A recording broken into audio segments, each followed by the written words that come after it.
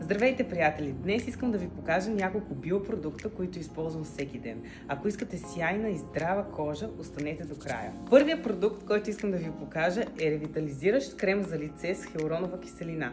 Кремът на BioBliss се бори с признаците на преждевременно стареене, дехидратация, липса на хранителни вещества, поява на бръчки и неравномерна структура, като осигурява незабавна хидратация, благодарение на активните съставки от алоe вера, масло от чи и витамин E. Следващия продукт, който искам да ви покажа, е този невероятен регенериращ околоочен контур. Деликатната зона около очите става по-блестяща, мека и сияйна благодарение на активните съставки алоe вера, хиалуронова киселина и витамин E. И разбира се, не мога без любимото ми студено пресовано арганово масло. Регулира производството на себум, хидратира, омекотява и подхранва кожата и косата, като им придава здрав вид и блясък.